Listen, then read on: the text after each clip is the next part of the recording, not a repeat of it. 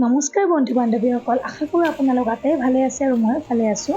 আজি হৈছে লক্ষ্মী পূজা আৰু লক্ষ্মী পূজাৰ দিনটো কেনেকৈ পালন কৰোঁ তাৰ সকলোখিনি আপোনালোকৰ লগত শ্বেয়াৰ কৰিম বুলি আজিৰ ভিডিঅ'টো বনাইছোঁ। গতিকে ভিডিঅ'টো শেষলৈকে চাই থাকিব। ৰাতিপুৱাই সোনকালে উঠি গা পা ধুই মই ওলাই গ'লোঁ ভণ্টিৰ লগত বজাৰলৈ। আৰু প্ৰথমতে আমি গ'লোঁ বিশাললৈ আৰু বিশালত গৈ কিনিছোঁ এই প্ৰেছাৰ কুকাৰটো। আৰু এই কুকাৰটো মই কিয় কিনিছোঁ এইটো ভিডিঅ'টো শেষলৈকে চালে আপোনালোকে গম পাব।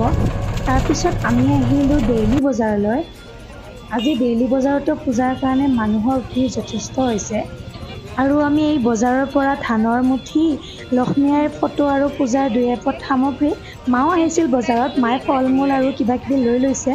গতিকে এইখিনি কিনি আপোনালোকক বজাৰৰ অলপ পৰিৱেশটো দেখালোঁ আৰু এইখিনিৰ পিছত আমি ঘৰলৈকে গ'লোঁ।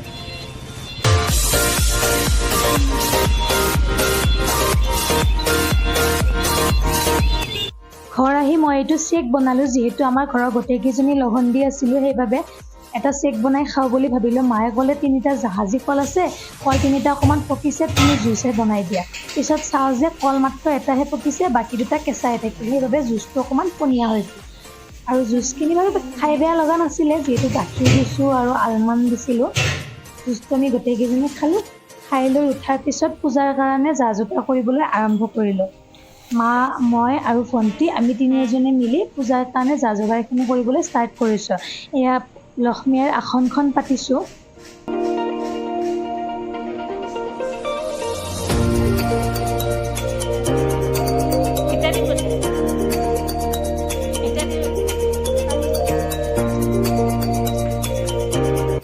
আৰু এইফালে মায়ে নাৰিকল চুকি আছে পূজাৰ বাবে কিবা কিবি বনাবৰ কাৰণে। আৰু এতিয়া মই আঁকিবলৈ লৈছোঁ এইখিনি আচলতে কি বুলি কয় সেইটো মই ভালকৈ নাজানো, কিন্তু আজি ধৰক 8 বছৰ মানেই হ'ল। 8 বছৰৰ বেছিয়ে হ'ব লাগে, তথাপিও কৈছোঁ 8 বছৰ মানেই হ'ল। মই ঘৰত প্ৰতি বছৰে লক্ষ্মী পূজাখন কৰোঁ আৰু এনেদৰে মই ফ্ল'ৰত লক্ষ্মী আইৰ আসনলৈ এনেকৈ আঁকি লওঁ।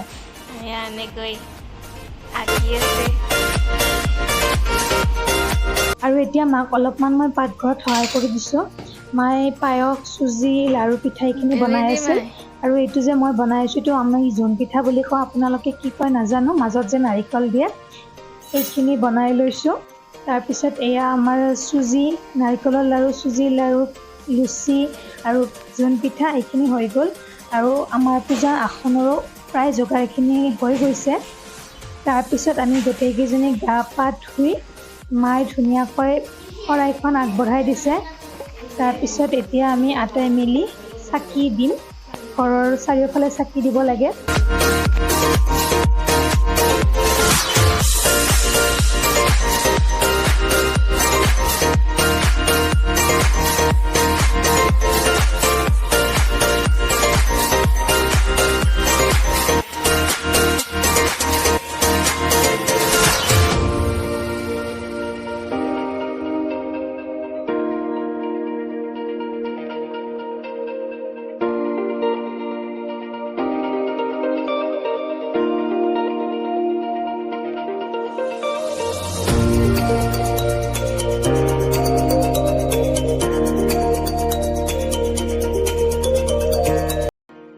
আৰু এতিয়া মোৰ এই চাকিখিনি দিয়া হৈ গ'ল।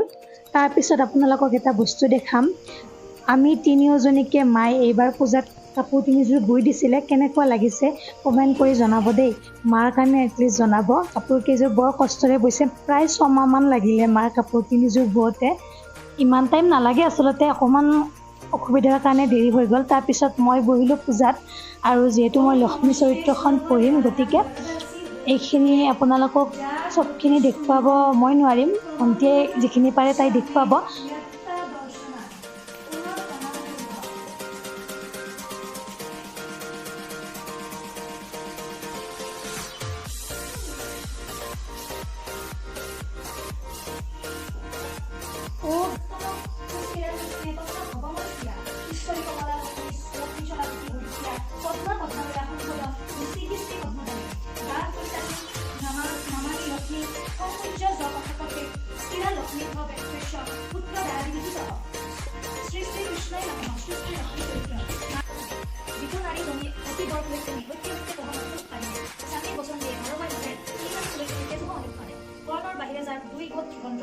নাৰী গৈ অৱশ্যেই অতি মন্দ গন্ধস্থল খোলা যায় উদ্ধৰ দৃষ্টন সেই নাৰী উল্লেখ নিজানা নাপায় সেই নাৰী ভাগৱতী জানা নিতে স্বামী সমৰ্পিতে যাৰ শান্ত হৈছিল বস্ত্ৰ অলংকাৰ সবে কিছু বিভূষিত হোৱা স্বামীক বিৰুদ্ধৰ পুৰুষক পায় স্বামীক তেজীয়া বৰ পুৰুষত্ব মন তাই পাকে নাচামাৰি উল্লেখ কৰে স্বামীবাইকে অন্যথা পৰিচিত নাৰী পূজা শেষ হোৱাৰ পিছত আমি আটাইয়ে সেৱা ল'লোঁ। তাৰপিছত মায়ে প্ৰসাদখিনি ভগালে। প্ৰথমতে এখন কলপাতত আমি গোটেইখিনি যিখিনি বস্তু বনাইছিলোঁ লক্ষ্মীলৈ আগবঢ়াইছিলোঁ সেই গোটেইখিনি আমি কলপাতখনত দিছোঁ আৰু এইখন থাল আমি লক্ষ্মীলৈ বুলি আগবঢ়াই দিলোঁ।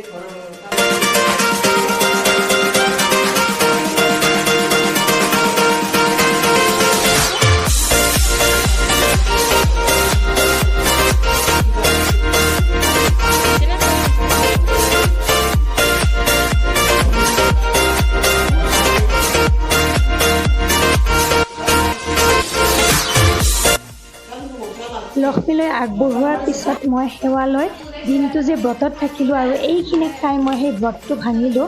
তাৰপিছত আপোনালোকক ক'ম মই যে দিনত এটা প্ৰেছাৰ কুকাৰ কিনিছিলোঁ এই কুকাৰটো মই কিয় কিনিছোঁ আচলতে সেইখিনি আপোনালোকক এতিয়াহে ক'ম। আৰু আজি হৈছে মোৰ মাৰ জন্মদিন। মাৰ জন্মদিন বুলি ক'লে আচলতে মাৰ জন্ম তাৰিখটো মনত নাই, কিন্তু মায়ে কেৱল জানে যে কাতি মাহৰ লক্ষ্মী পূৰ্ণিমাৰ দিনা মাৰ জন্ম হৈছে। সেয়ে যদি কেতিয়াবা আহিন মাহত লক্ষ্মী পূৰ্ণিমা হয় তেতিয়া মাৰ জন্মদিনটো আমি পালন কৰিব নাপাওঁ। যিহেতু আজি কাতি মাহৰে লক্ষ্মী পূৰ্ণিমা সেয়ে ভাবিলোঁ মাৰ মনটো অলপমান হ'লেও ভাল লগাব আমি চেষ্টা কৰিছোঁ। এইটো হৈছে এটা এগলেছ কেক আৰু এই কেকটো বনাইছে মোৰ বায়ে। আজিকালি কিন্তু বায়ো বহুত ধুনীয়া ধুনীয়া কেক বনাই দিয়ে ৰাইজ। আৰু তাৰপিছত মাক কেক কাটিব দিলোঁ। মায়ে আগতে তেনেকৈ কেক কাটি পোৱা নাছিল যদিও যোৱা বছৰ মই এটা সৰুকৈ এনেই বনাই দিছিলোঁ আৰু এইবাৰ কাটিছে। আৰু এতিয়া আমাৰ কেক খোৱা পৰ্ব শেষ হোৱাৰ পিছত এই যে দিনত মই গিফ্টটো আনি থৈছিলোঁ আৰু সেই গিফ্টটো এতিয়া মই মাক দি দিলোঁ। মাৰ গিফ্টটো দেখি খঙেই উঠিছে ৰাইজ, ভাল নোপোৱা যেনে পালোঁ। খং উঠিছে মানে মায়ে ডাইৰেক্ট কৈছে কিয় আনিছ, এইটো নালাগে নহয়, কুকাৰ ঘৰত নাই নেকি? কিন্তু মই নিজেই নাজানো কুকাৰটো কিয় আনিলোঁ, এনেই মনতে কি দিম বুলি ভাবি। আৰু আমাৰ ধুনুৱে মাৰ কাৰণে বনাইছে নিজ হাতেৰে এখন কাৰ্ড আৰু এই কাৰ্ডখন মাক দি দিলে। তাৰপিছত আমি দুই এখন ফটো উঠিলোঁ মাৰ লগত, এয়া কুকাৰ লৈ ফটো উঠিছোঁ। আৰু যে দিনত মই এইখিনি আঁকিছিলোঁ এইখিনি এতিয়াহে কালাৰটো স্পষ্ট হৈছে, সেইবাবে ভাবিলোঁ ভিডিঅ' এটা বনাই থওঁ আৰু ইয়াৰ ক্লিপটো মাজত সোমাই দিলোঁ। তাৰপিছত আপোনালোকক দেখুৱাইছোঁ আমাৰ ৰাতিৰ আহাৰখিনি। যিহেতু আজি লক্ষ্মী পূজা সকলোৰে ঘৰত এটাই খানা, ৰুটি আৰু বুটৰ দালি। বুটৰ দালি মানে আমি বুটৰ দালিৰ লগত কাবুলী বুট আৰু পনীৰ অকণমান দি দিছোঁ।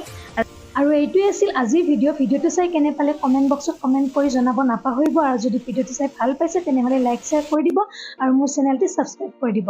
কেইখনমান পুৰণি লক্ষ্মী পূজাৰ ফটো আপোনালোকলৈ বুলি শ্বেয়াৰ কৰি আজি এই ভিডিঅ'টো ইমানতে সামৰণি মাৰিছোঁ। পুনৰ লগ পাম নতুন এটা ভিডিঅ'ত, তেতিয়ালৈকে বাই বাই।